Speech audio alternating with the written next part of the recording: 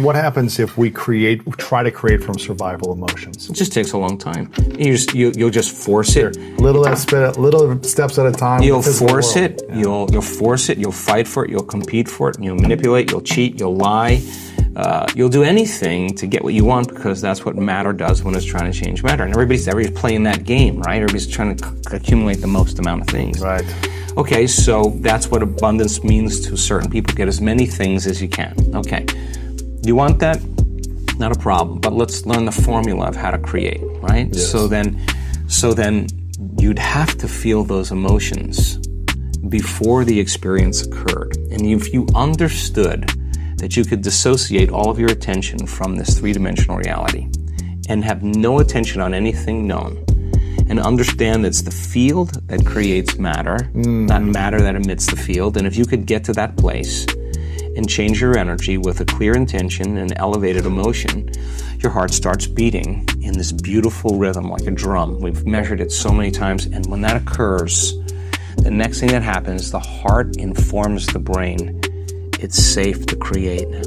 So the person relaxes into the present moment, and then we see this like if you took a big sheet, in a blanket, and you went like that, the energy of the heart actually informs the brain to move into these beautiful, elegant states of alpha brainwave patterns, coherent alpha. And that's saying, what's the next dream? What's the next opportunity you want to experience? That's a state of creation. So now you have a Wi-Fi signal. You got a coherent brain, that's a directive, that's a signal out, and you got this coherent heart. That's what draws it to us, right? You combine those two, and if there's a vibrational match between your energy and that potential in the quantum field, and you're feeling abundant, and whatever your brain associates with being abundant, that's your call. That's what the creative process is. This is the creative center. The brain frontal lobe actually says, what would it be like to be creative or abundant?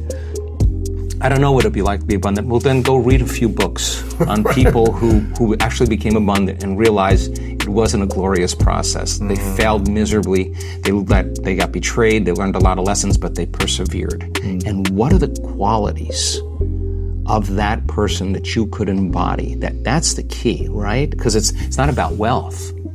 It's who you become, right? Because people think it's about their wealth, but it's the becoming process. It's the overcoming. That attracted that, right? Of course. So then you got to turn the battleship around, because most people say, I can't feel grateful for my wealth because it hasn't happened yet. That's the hypnosis.